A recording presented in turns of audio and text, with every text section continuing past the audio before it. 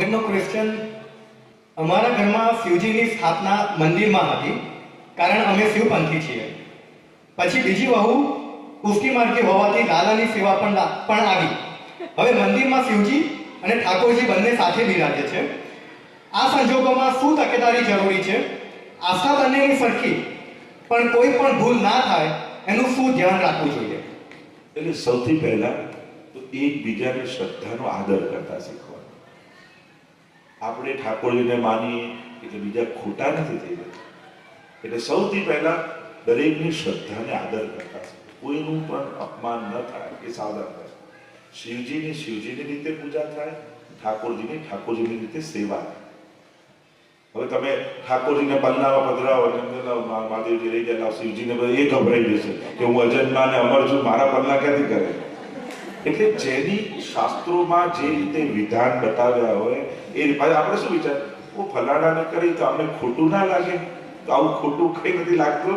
જેનું જે રીતે આરાધના, આપણે શું આપણે માણસોની જેમ વિચારવા લાગી કે આમને હું ભોગ કરું, નિંદોડા કરું તો મહાદેવજી બાજુમાં જો એમને કેવું ખોટું લાગે? એમને કઈ ખોટું ના, એમને જે રીતે જલધારી હોય, ચડતું હોય જલ, એમને એ રીતે જ થાય. ઠાકોરજીની સેવા જે રીતે થતી હોય એ રીતે જ થાય. પણ મૂળ વાત છે એકબીજાની શ્રદ્ધાને રિસ્પેક્ટ કરો. જેની જ્યાં શ્રદ્ધા છે, જેને જ્યાં ઇષ્ટ છે એને આદર. આવું વાર્તા સાહિત્યમાં આપણે ઉલ્લેખ આવે છે.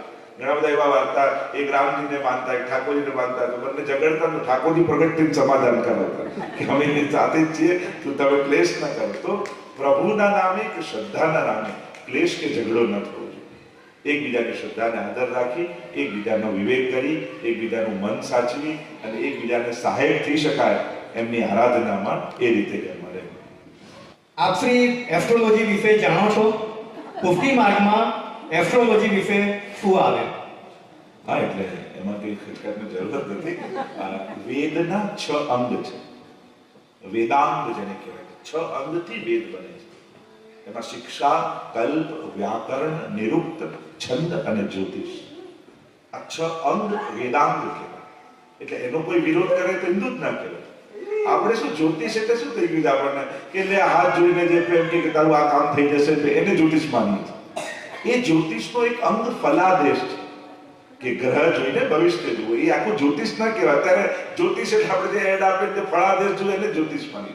એમાં મુહૂર્ત શાસ્ત્ર આવે, ઘણું બધું એમાં આવે. આજે પણ હવેલીમાં જન્માષ્ટમી હોય ત્યારે દરેક હવેલીમાં ઠાકોરજીની કુંડલીનું વાંચન થાય. આજે પણ ચૈત્રનો એકમ આવે, સંવત્સર શરૂ થાય ત્યારે ટિપ્પણી વંચાય. આજે પણ આ બધું ગ્રહણ છે, ક્ષય તિથિ છે, વૃદ્ધિ તિથિ, આ બધું આ જ્યોતિષ જ છે. આ બધું જ્યોતિષ જ કહેવાય. એનાથી તો તિથિ પ્રમાણે સેવા કરીએ છીએ કે એકમ આવી, બીજ આવી, ત્રીજ આવી, આનો ક્ષય આવ્યો, ગ્રહણ આવ્યું તો આ દાન કરો. આ બધું જ્યોતિષ છે. જ્યોતિષ વિશેની આપણી ધારણા ખોટી છે કે આપણે જે જ્યોતિષ માનીએ છીએ ને કે કોઈ આમ જોઈને કે બસ આ તને આ નડે છે એટલે આ કરના એટલે આ થઈ જશે, એ પણ એનું એક અંગ છે. ઘણી વાર શું થયું કે જોનારા ખોટા લોકો આવ્યા ને તો લોકોએ શાસ્ત્રોને બદનામ કર્યું. શાસ્ત્ર તો વેદાંત છે, વેદનું અંગ છે.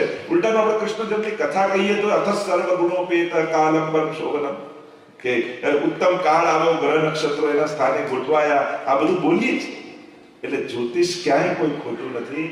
એ તો આપણું ખરેખર હિન્દુ ધર્મનું ગૌરવ રહી શકાય એવું સ્થાન છે કે હવે દૂરબીનો ગોતાયા, હવે આ બધું ગોતાયું. તો હજારો વર્ષ પહેલા આપણી પાસે વિજ્ઞાન હતું કે ક્યારે ગ્રહણ થશે, ક્યારે અમાસ આવશે, ક્યારે પૂનમ આવશે. એ બધું આજે પણ આટલા વર્ષો, 10 વર્ષ પછી ક્યારે ગ્રહણ આવશે, આજે આપણા જ્યોતિષો ગણીને કહી શકે. આખું ખગોળ વિજ્ઞાન કેટલું પ્રભાવશાળી આપણી પાસે. પૃથ્વી ગોળ છે, હમણાં 200 વર્ષ પહેલા વૈજ્ઞાનિકોએ ગોતવી, પણ આપણે 1000 વર્ષ પહેલા કહીએ છીએ ભૂગોળ. પૃથ્વી ગોળ છે. આપણે તો હજારો વર્ષ પહેલા 7 દ્વીપો, 7 ખંડ, આ બધું હવે લોકો ગોતે છે. બાકી આપણે તો ભાગવતજીમાં વર્ણિત છે બધું. ભાગવતજીના 5મ સ્કંદમાં આખું જ્યોતિષ શાસ્ત્રનું વર્ણન.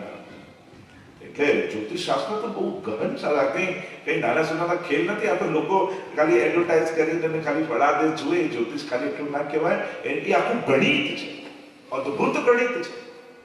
અને માણસ 50 વર્ષ જીવશે એવું કદાચ ડોક્ટર કહી શકે, પણ 50 વર્ષ એના કેવા જશે એ આપણે ગ્રહ પરથી કહી શકીએ. એની લાઈફની ક્વોલિટી કેવી હશે. તો આ બધું વિજ્ઞાન છે. આપણે તો દરેક ભાગવતજી, ગીતાજી, રામાયણ આ બધામાં જુઓ તમે તો દરેકમાં જ્યોતિષ વણાયેલું છે, વેદાંત છે. એટલે જ્યોતિષને ખોટું નહીં માનવું, જ્યોતિષીઓ ખોટા હોઈ શકે. હવે કોઈ મેડિકલ સાયન્સમાં ડિગ્રી વગર પ્રેક્ટિસ કરતો હોય ડોક્ટર અને કંઈક ખોટું કરે, તમે કહો આ મેડિકલ ડોક્ટર પાસે જવું જ નહીં, તો ને કેસ બગાડીને, તો ડોક્ટર ખોટો હોઈ શકે, મેડિકલ સાયન્સ થોડી ખોટું હોય. એમ જ ઘણી વાર ધર્મમાં એવું થઈ જાય, ખોટા વ્યક્તિઓ પાસે જવાથી લોકો ધર્મને ખોટું માની. એને એટલા બધા આ પ્રશ્નોત્તરીનું સેશન ચાલે એટલે ખાસ કહીશું કે સમાધાન પણ જીવનમાં કોની પાસે લેવા જોઈએ. પ્રશ્નો જાગવા ખરાબ નથી, જાગવા જ જોઈએ. હવે અર્જુનને મોહ થયો અને અર્જુનને મોહ થયો પૂછવા ધૃતરાષ્ટ્રને ગયો હતો કે યુદ્ધ લડું કે ના લડું, કેવી ગીતા મળી, વિચાર કરો. પણ ભાગ્યશાળી હતો કે કૃષ્ણ બાજુમાં હતા. એમ જ આપણા ધર્મમાં જ્યારે પણ જિજ્ઞાસા જાગે તો જે ઓથેન્ટિક પર્સન નથી, જેને પોતાનું નોલેજ પૂરું નથી, એની પાસે અડધું કાચું પ્રશ્નનો સમાધાન મેળવી આપણા મનમાં શંકા ઉઠાવી વધી જાય છે. જો અજ્ઞાનીને પૂછશો તો શંકાને અશ્રદ્ધામાં ફેરવી દેશે, જ્ઞાનીને પૂછશો, ઓથેન્ટિક પર્સનને પૂછશો તો શંકાને શ્રદ્ધામાં ફેરવશે. એટલે મૂળ વાત શંકા ખોટું નથી, એ શંકા ક્યાં પ્રસ્તુત કરી, કોની આગળ પ્રસ્તુત કરી, એ બહુ જ મહત્વનું. એના કરતા ના પૂછવું સારું. વિપરીત જ્ઞાન કરતા અજ્ઞાન સારું. પણ આ ખોટું માઇન્ડમાં ઘુસાડી દે ને કોઈ, આ અપરસ વિશે ના પુષ્ટિમાં વિશે કેટલું હમણાં કીધું 80% મારી મહેનત તો એ જ દૂર કરવામાં જાય છે કે આવું નથી. ખોટી માન્યતાઓ દૂર કરવામાં જ 80%, 20% જ નવું જ્ઞાન આપી શકીએ. પણ જે જૂનું ઘૂસી ગયું છે, તે ઘૂસી બી એટલે કોઈ ખોટા નતા, પણ આપણે મરજાદીને મોટા ભગવદીઓને જોયા એટલે એમ થયું કે આ કરો તો જ સાચો પુષ્ટિ માર્ગ, મિશ્રી ધરો તો ખોટા. તો એવું નથી હોતું. કેજીમાં બાળક હોય, ફર્સ્ટમાં હોય, સેકન્ડમાં પીએચડી હોય, પણ પીએચડી વાળાની બુક જોઈને કેજી વાળાના હાથમાં આવે તો ગભરાઈ જાય ને, એ તો કે સ્કૂલે જવું જ નથી, આપણે કોણ વાંચશે. અને આપણે એવું થયું કે આપણે તો પુષ્ટિ માર્ગ નહીં ફાવે, પણ પીએચડી ની બુક લેવાની જરૂર જ નથી. કેજીમાં છો તો કેજી નું જ લો. અને એટલા માટે ઓથેન્ટિક પર્સન પાસે જઈને પૂછો ને, એટલે અમે કહીએ પૂછો, સંકોચ ના રાખતા, વાત કરજો. અને તમારો પ્રશ્ન નાનો નથી, એટલે નાનોય નહીં માનો. તમને નડે છે ને તમારા માટે મોટો. એટલે કોઈના પ્રશ્ન અમને હસવું નહીં. જેને જે શંકા હોય એને મને સતાવી દે છે. કેમ ન હોય? જાગે સચ છે. પણ જે જાણકાર છે, ઓથેન્ટિક પર્સન છે, એમની પાસે જઈને પૂછશો તો સારું સમાધાન મળશે અને સંશય શ્રદ્ધામાં ફેરવાશે.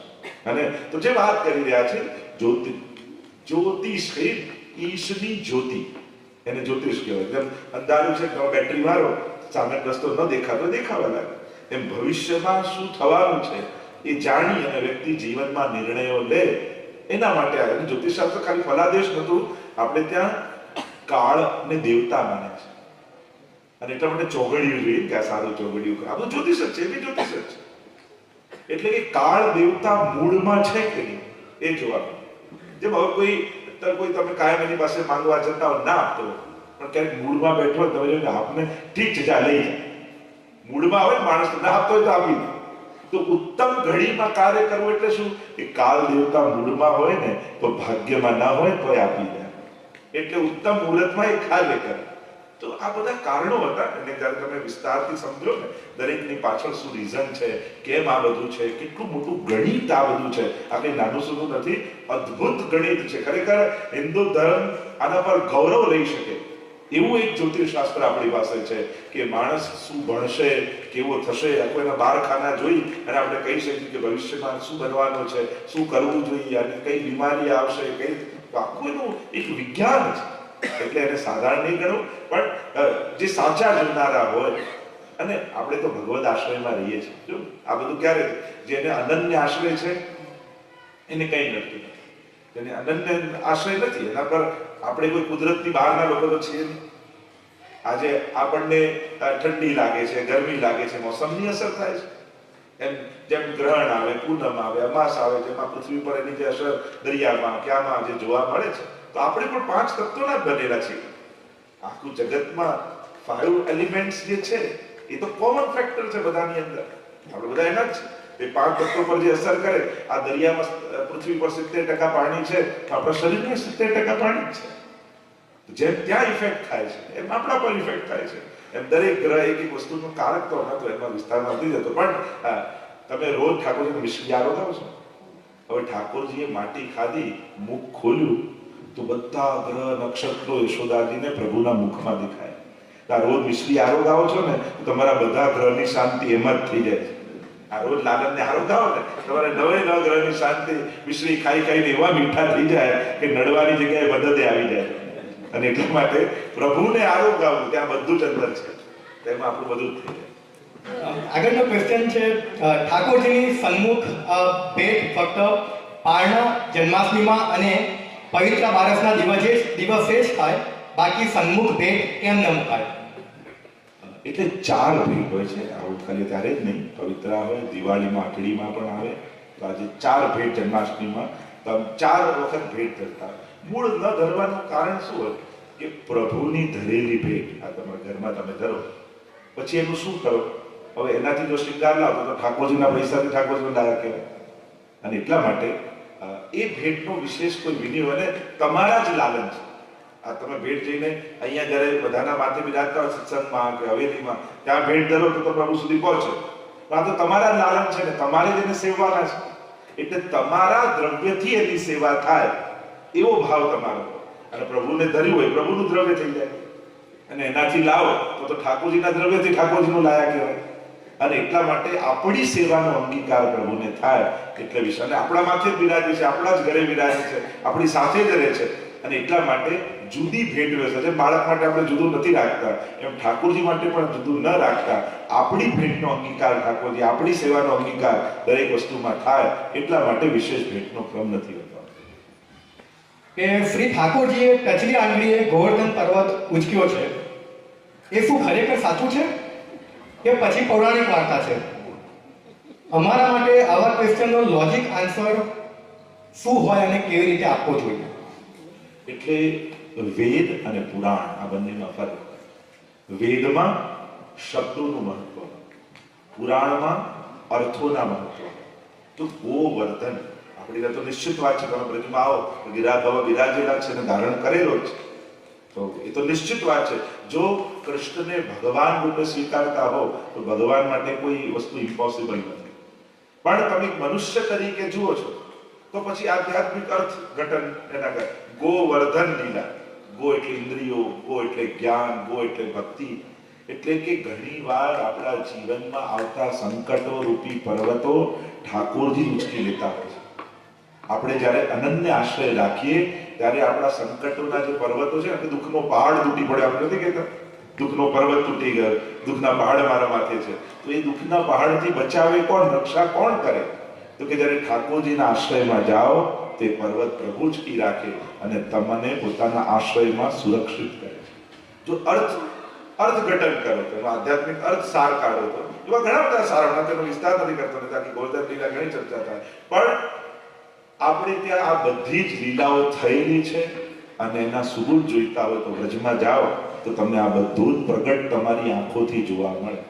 એટલે ભગવાન માટે ગિરિરાજની ધારણ કરવા એ આપણા માટે મોટી વાત હોઈ શકે, એના માટે કંઈ મોટું નથી. અને એટલા માટે જેમ કોઈ પણ વસ્તુ આશ્ચર્ય શું લાગે. હવે તમે 100-200 વર્ષ પહેલા એમ કહો કે એક વ્યક્તિ ન્યુઝીલેન્ડમાં છે અને એ વ્યક્તિ સીધો અમેરિકામાં કોઈને જોઈએ શકે અને વાતે કરી શકે. તમે આવું કંઈ થતું હશે? શું અંધશ્રદ્ધાની પુરાણની વાતો કરું છું? આજે કરીએ જ છે. આજે મોબાઈલના માધ્યમથી આપણે કરીએ જ છે. વિમાનનો કોઈ ધર્મ ગ્રંથોમાં ઉલ્લેખ નહોતો, ખાલી હિન્દુ ધર્મોમાં કે આ રીતે વિમાનમાં ઉડીને જવાય એવું ખાલી હિન્દુ પેલામાં ઉલ્લેખ છે. તો બધા પેલા જૂનું જ માનતા, આજે આપણે બધા કરીએ જ. એટલે ઘણી વાર ઘણા સમય બાદ આપણે જેને અઘટિત માનતા હોઈએ એ ઘટના ઘટિત પણ શકે છે. સમર્થ વ્યક્તિ જે જૂના લોકો, આપણે હવે ડાયનાસોરની વાત કરીએ તો કેવું કેવું હતું, સાથે કલ્પના છે આ છે, તો હવે અવશેષો મળ્યા તો આપણે માની કે આટલું મોટું પ્રાણી હોય. એવી દુનિયામાં ઘણી અજાયબીઓ છે કે માણસે સર્જેલી છે. તમે 7000માં જુઓ તો એમને છે કે તમને ઘણી વસ્તુ ઇમ્પોસિબલ બી લાગતી. હમણાં બાળકોને બપોરે જ વાત કરતો હતો, મને નાના બાળકો હતા, અમે તો અમે આફ્રિકા જઈએ છીએ તો ત્યાં નેરોબી પાસે મચાકોસ નામની જગ્યા છે, ત્યાં ઓપોઝિટ ગ્રેવિટી છે. આમ ઢાળ છે, તમે પાણી નાખો તો નીચે આવું જોઈએ, ઉપર જાય. તમે કાર બંધ કરી દો તો કાર ઉપર જાય, ઢાળની ઉપર નહીં જાય. બોલ બી નાખો ને તો નીચે જાઓ એટલે ઉપર જાય. તો પાણી રેડો તમે ઉપર જાય. તમે માની ના શકો. દુનિયામાં એવી ઘણી વસ્તુ છે કે જ્યારે તમે ફીલ કરો છો, અનુભવો છો ત્યારે સંભવ થઈ શકે છે. એટલે કોઈ પણ વસ્તુને એકદમથી નકારી નહીં દેવી. જ્યાં સુધી તમે એના પર રિસર્ચ ન કરો, એકદમથી હાય નહીં પાડવી ને એકદમથી નાય નહીં પાડવી. આપણને કોઈ વસ્તુ સમજમાં નથી આવતી એનો અર્થ એ ખોટી થઈ જાય છે એવું નહીં માનો. એમાં ઊંડા ઉતરો. એને તમે જાઓ, તમે વેદમાં ગયા, તમે જોયું, તમે ભાગવતજીનું અધ્યયન કર્યું, તમે કૃષ્ણ તત્વને સમજ્યા, ત્યારે એ સમજો કોઈ મહાપુરુષ પાસેથી, ત્યારે તમને બધું સંભવ થતું લાગે. અને એટલા માટે કોઈ વસ્તુ ના સમજાય તો એ વસ્તુને ખોટી ન કરાય, આપણી સમજને મોટી કરાય. કોઈ ગ્રંથમાં આપણને શંકા છે, આ બધા ગ્રંથો ખોટા એટલે મૂકી ન દેવાય, પણ આ ગ્રંથો હું કેમ સમજું, પોતાની બુદ્ધિને ડેવલપ કરાય કે જેથી આ વાત મને સમજમાં આવે. તો એ રીતે રિસર્ચ કરવું જોઈએ, તેને પોઝિટિવલી જોવું જોઈએ. તો ભગવાને ઉચક્યો બી છે ગિરિરાજજી, અને તમે એના ફિલોસોફિકલ અર્થો કરો તો એના પણ અર્થ થઈ શકે.